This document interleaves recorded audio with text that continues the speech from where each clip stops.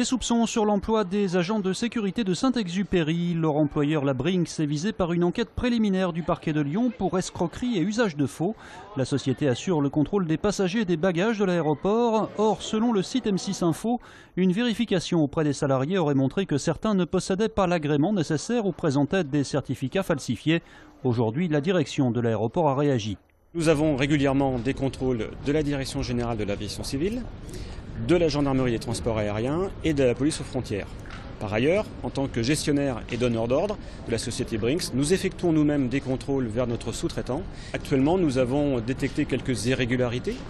Ces irrégularités font l'objet d'un plan d'action et ce plan d'action doit, selon un planning, remédier à tout ce que nous avons détecté. De son côté, la Brinks se dément dans un communiqué toute irrégularité et déclare s'inscrire dans le strict respect des réglementations. C'est une visite exceptionnelle à laquelle se prépare Lyon. Dans quelques jours, le président chinois Xi Jinping sera de passage. Une étape qui n'a pourtant rien d'un hasard. Depuis près d'un siècle, la ville a développé une relation toute particulière avec l'Empire du Milieu.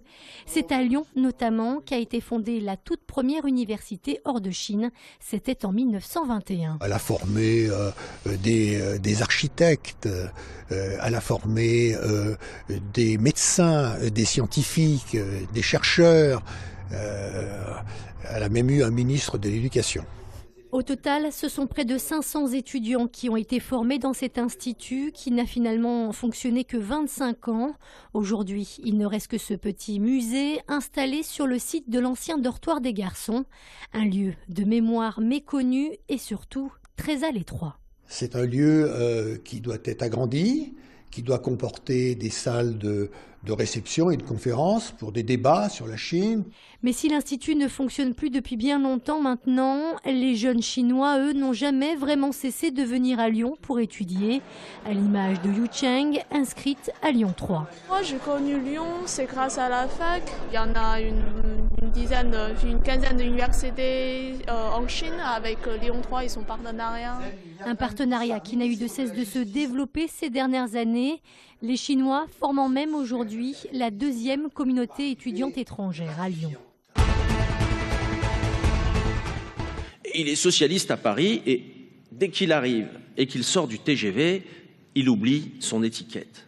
Gérard Collomb, principale cible de Michel Avare hier soir à la Cité internationale. Pour son dernier meeting de campagne, le candidat de la droite à Lyon a insisté sur les divisions au sein de l'actuelle majorité. Si vous avez regardé la semaine dernière le débat de TLM, vous avez pu constater que les socialistes, les Verts et les communistes, qui forment la majorité d'aujourd'hui, ne sont d'accord sur rien. Être en désaccord total, ça ne fait pas un programme et ça ne fait pas un projet d'avenir. Michel Avare a ensuite déroulé les grands axes de son programme devant environ 1300 personnes réunies à la salle 3000. Le troisième ligne, George Smith est officiellement lyonnais et ce pour les 2 prochaines saisons. Âgé de 33 ans, l'Australien a un CV impressionnant, 110 sélections chez les Wallabies avec lesquels il est vice-champion du monde, élu 3 fois meilleur joueur australien de l'année et champion de Super 14 en 2000, 2001 et 2004 avec les Brumbies.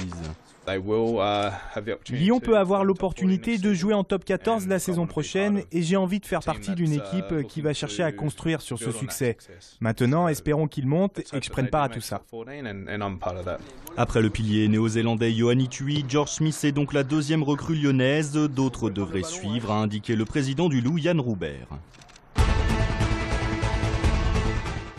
En football, l'OL se déplace sur la pelouse des Tchèques du Viktoria Pilsen demain soir à 19h pour les 8e de finale retour de Ligue Europa. Vainqueur 4-1 au match aller, les Lyonnais ont 88% de chances d'accéder au tour suivant selon les statistiques de l'UEFA.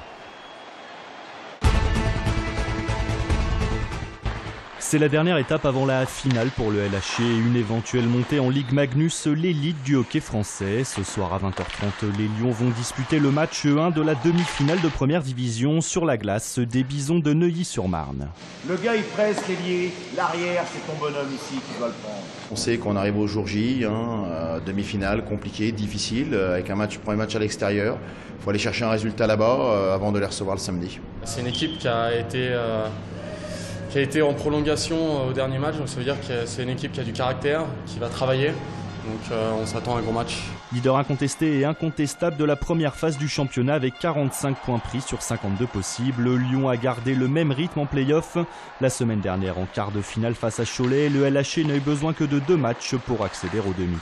On a bien travaillé, on a travaillé fort, on a quand même marqué 5 buts à chaque match, ce que c'est bien pour en donner que seulement 2. Il faut continuer à bâtir là-dessus puis à regarder de l'avant. Le match 2 contre Neuilly-sur-Marne se jouera ce samedi à la patinoire Charlemagne. La belle éventuelle aussi le lendemain. Si tout se déroule pour le mieux, le LHC n'est plus qu'à 5 rencontres de remonter en Ligue Magnus, 14 ans après l'avoir quitté.